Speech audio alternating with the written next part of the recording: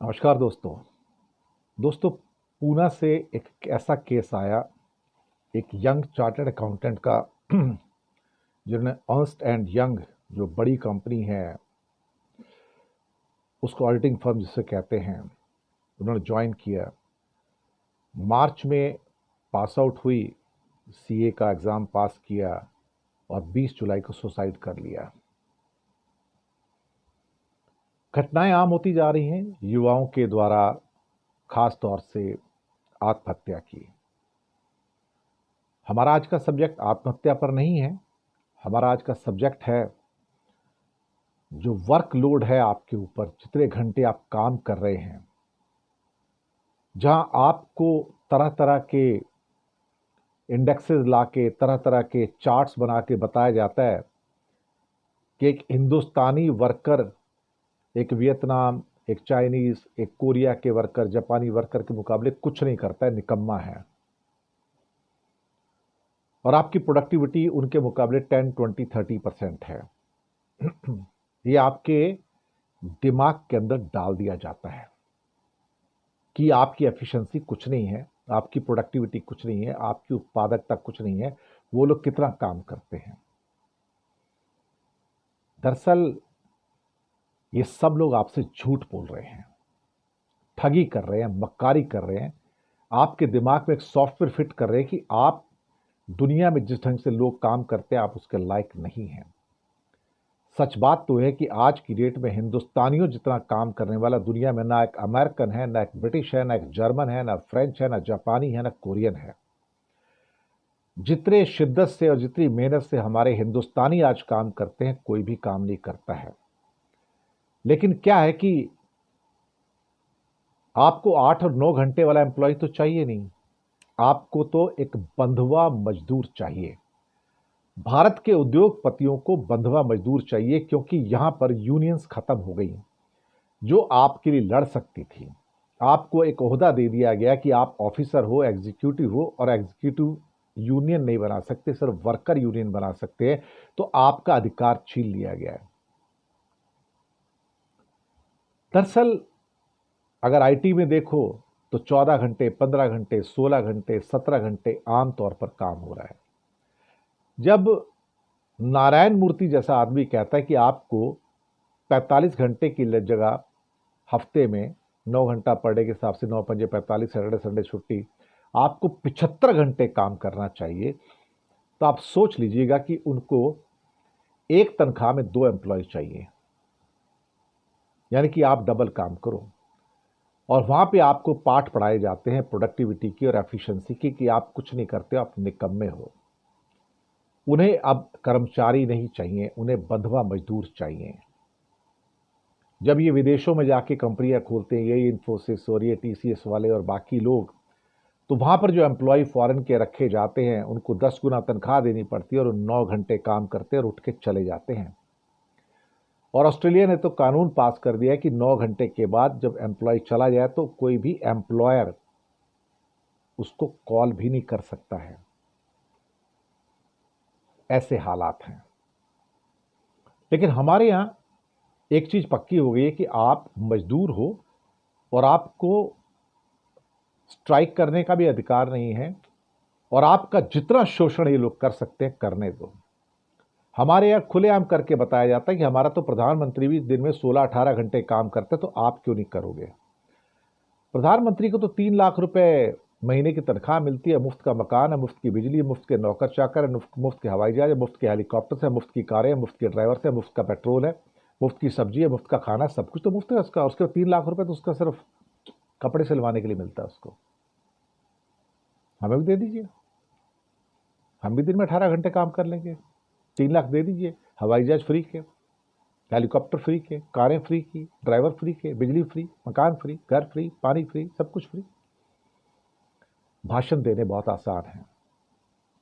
लेकिन पूना के इस यंग सीए की डेथ ने सवाल उठाए हैं, और उसके बाद फिर बड़े बड़े भाषण दिए जाते हैं। क्या कहती है ये कंपनी ईवाई?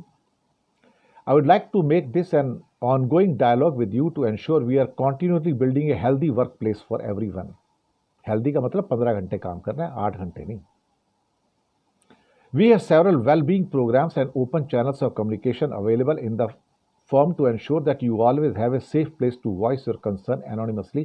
लेकिन अगर आपने ज़्यादा आवाज़ कर दी तो आपको बाहर निकाल दिया जाएगा, आपसे कहा जाएगा कि आप रिज़ाइन कर दो और चले जाओ। अगर आपने कहा कि रिज़ाइन नहीं करूंगा तो फिर कहोगे आपको निकाल देंगे, उसके साथ एक सर्टिफिकेट मिल जाएगा, ये आदमी काम नहीं करता था, निकम्मा था, दूसरी कंपनी आपको उसके बाद में नौकरी नहीं देगी। दरअसल जो मैंने वर्ड यूज़ किया है, आजकल की कंपनियों को कर्मचारी नहीं चाहिए, आजकल की कंपनियों को बंधुआ मजदूर चाहिए। एक छोटा सा एग्जांपल देता हूँ आपको रियल टाइम का।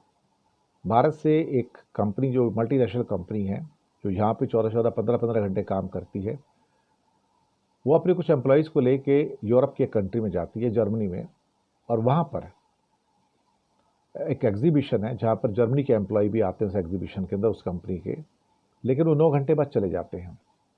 तो जर्मन मैनेजर से पूछा जाता है कि ये कैसे घर चले गए, एग्जीबिशन तो रात 10 बजे तक है, अभी तो 5-6 बजे है। बोलते हैं हम इनको नहीं रोक सकते, यहाँ का कानून है, हमने इनको रोका तो हमारी नौकरी चली जाएगी, इनको ओवर टाइम भी देना पड़ेगा, हमें पनिशमेंट आएगी और फाइन आ जाएंगे।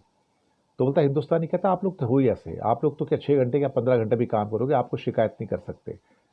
यानी कि गायनियाँ पिग्स, मजदूर हैं। तो हमें ये मान लिया गया है हिंदुस्तानियों को कि हम सबसे बड़े बेवकूफ़ हैं, हमारे अंदर कोई आत्मसम्मान की चीज़ नहीं है और हमारा खून आप चूस सकते हैं। और हमारे खुद के लोग जो आपस में यंगस्टर्स हैं, वो खुद कहते हैं हमारा खून चूस लो, कोई फिक्र नहीं है, 14 घंटे, 15 घंटे, 16 घंटे हम काम करने को तैयार हैं। बेंगलोर का आईटी ऐसे ही बना है साहब, 16 घंटे काम करके बना है, 15 घंटे काम करके बना है। जब नारायण मूर्ति जैसा आदमी कहता है कि आपको 75 घंटे काम करना चाहिए एक हफ्ते में, तो आप समझ लो कि उनको मजदूर वो चाहिए जो कि बंधुआ मजदूर होते हैं ना, वो चाहिए उनको। एक ही तनख्वाह में 2 आदमी चाहिए ना, 8-8 घंटे 16 घंटे काम करवाएंगे तो एक तनख्वाह में 2 व्यक्ति आते हैं ना 8-8 घंटे वाले। ये दिक्कत है सारी की सारी। सुनने में बहुत कड़वा लगेगा कि इंडिया की इंडस्ट्री को इस समय कर्मचारी नहीं, बंधुआ मजदूर चाहिए, बुरा लगेगा लोगों को सुन के, लेकिन ज़रूरत आ गई है, समय आ गया कि कैसे भी करके इस समय सो कॉल्ड यूनियंस वापस आएँ, जो आपके लिए लड़ सकें, जो आपके लिए बात कर सकें, और जो हमारे एम्प्लॉयज़ के अंदर, सो कॉल्ड बंधुआ मजदूरों के अंदर जो बर्न आउट है उनकी अपनी कोई सोशल लाइफ नहीं है, कोई ज़िंदगी नहीं है। हालात इस किस्म के हैं कि they are just burning overnight, और उसके बाद वो सुसाइड करते हैं। उसके बाद उनके जो क्या कहते हैं कि इवन चाइल्ड प्रोड्यूसिंग कैपेसिटी है, फर्टिलिटी, वो भी डाउन ख़त्म हो जाती है और वो एक रोबोट बन के रह जाते हैं, उनकी सोच की शक्ति भी समाप्त हो जाती है। क्या कहा जाएगा? ये किस्सा जो पूना का आया है, जो वर्क लेवल, जो स्ट्रेस है, जो काम करने की जगह पर जो तनाव है, जिस ढंग से वो आपको ट्रीट करते हैं और धमकाते हैं प्राइवेट सेक्टर के अंदर, कभी कभी तो ऐसा लगता है जैसे कि लोगों को कुत्ते की तरह ट्रीट किया जा रहा है, कुत्ते की तरह, पालतू, कि बस तुम्हारा काम करना, काम करते रहो, टुकड़े फेंक दो उसके सामने कुछ और हो गया काम। तो वही उसको मैंने बंधुआ मजदूर का नाम दिया है कि भारत में कंपनियों को बंधुआ मजदूर चाहिए, उन्हें कर्मचारी नहीं चाहिए। उन्हें 8 या 9 घंटे वाला कर्मचारी नहीं चाहिए, वो दिन खत्म हो गए। वो चाहते हैं कि घर जाके भी 2-3 घंटे, 4 घंटे काम करता रहे, ताकि 15 से 16 घंटे उसका खून चूसा जा सके, खून चूसा जा सके। तो हमारी जो कंपनियां हैं बहुत सारी, वो बेसिकली वो ड्रैकुला की फॉर्म होती है ना, वो बन चुकी हैं इस समय, और सरकार सपोर्ट कर रही है उनको। आप कह सकते हो कि blood suckers, this is state, कि भारत के अंदर कंपनियां आपका खून चूस रही हैं, आपको बंधुआ मजदूर बना रही हैं, और आप मजबूरी में उनके आगे झुक कर काम कर रहे हो क्योंकि आपके पास दूसरा रास्ता नहीं है। That is the new India for you. Work place, जिसे वर्क लाइफ बैलेंस कहते हैं ना, यहाँ कोई बैलेंस नहीं है। यहाँ पे एक एम्प्लॉय की तनख्वाह में 2 एम्प्लॉय चाहिए, 8 घंटे काम नहीं चाहिए, 16 घंटे काम चाहिए। बहुत लोगों को बुरा लगेगा सुन के, but that is the truth. और अब यूनियंस वापस आनी चाहिए।